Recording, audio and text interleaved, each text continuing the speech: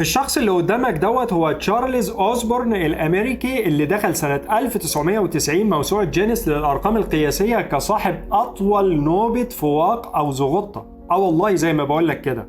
النار السود على الكلام.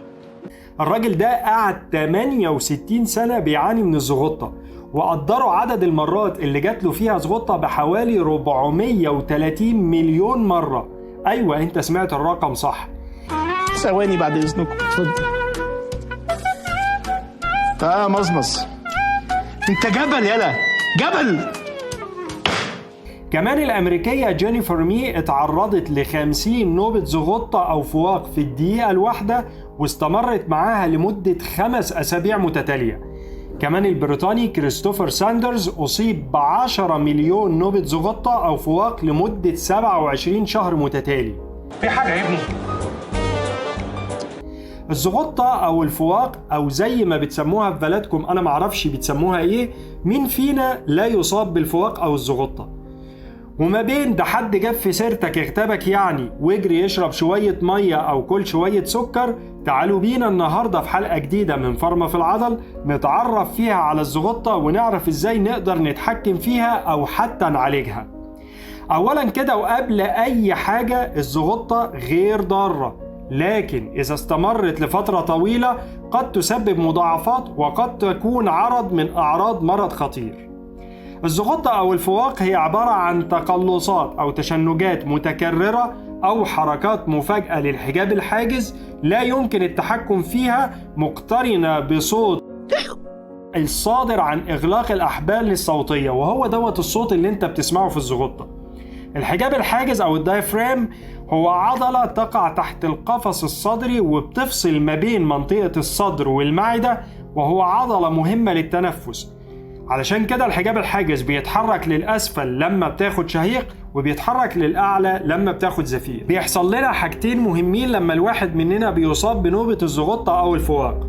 أولا الحجاب الحاجز بينسحب للأسفل بين الأنفاس، وده اللي بيخليك تمتص الهواء، وفي نفس الوقت بينقفل المزمار اللي هو المسافة ما بين الأحبال الصوتية علشان تمنع دخول المزيد من الهواء، فبيحصل صوت الزغطة المعروف.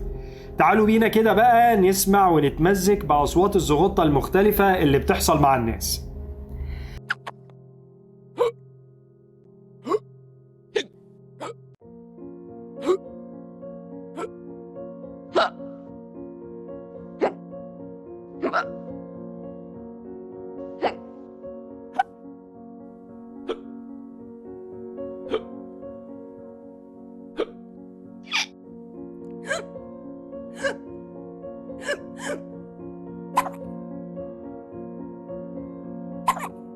عادة الشخص بيعود لطبيعته في خلال دقائق إلى بضع ساعات بالكتير بدون أي علاج، ولكن في بعض الأشخاص قد تستمر الزغطة أو الفواق لفترة طويلة، ودي اللي بنسميها الكرونيك هيكب.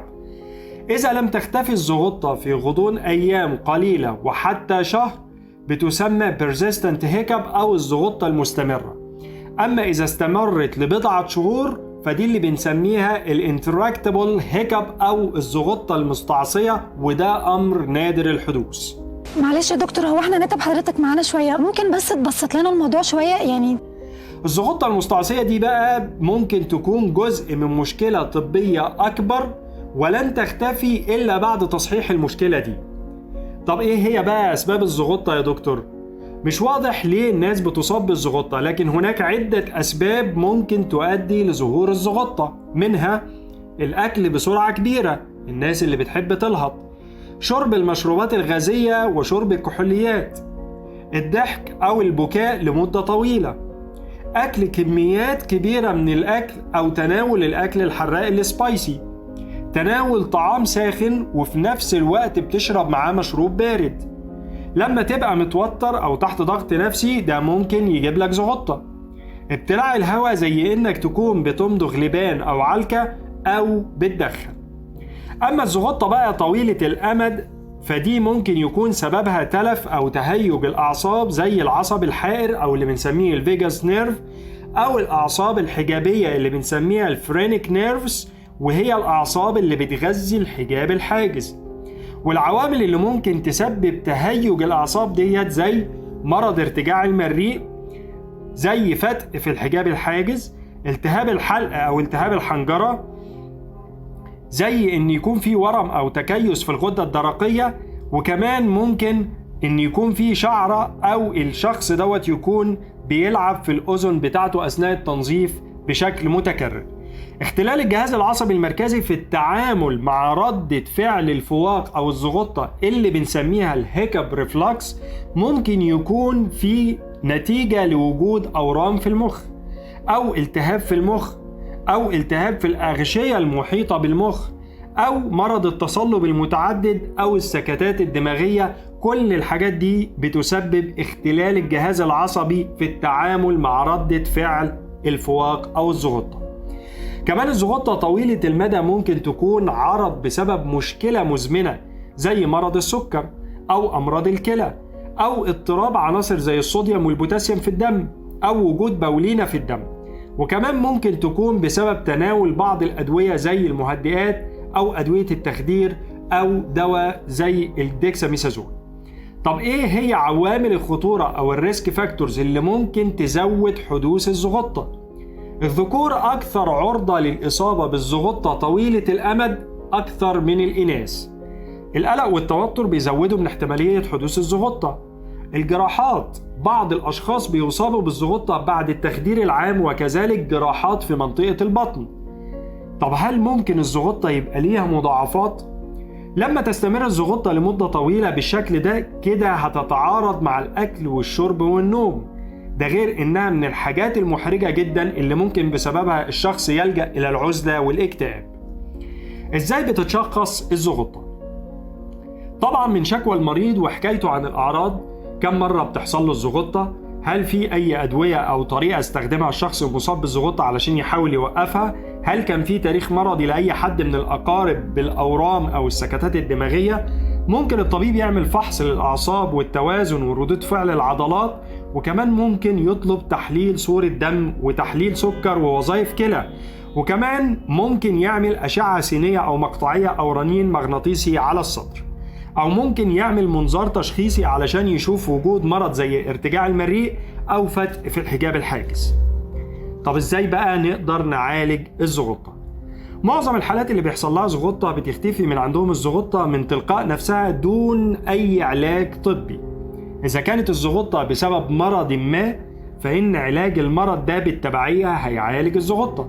في كذا نوع من أنواع العلاجات للزغطة لو استمرت وكانت مؤرقة للشخص اللي عنده الزغطة. أول حاجة هي العلاجات المنزلية وتغيير نمط الحياة.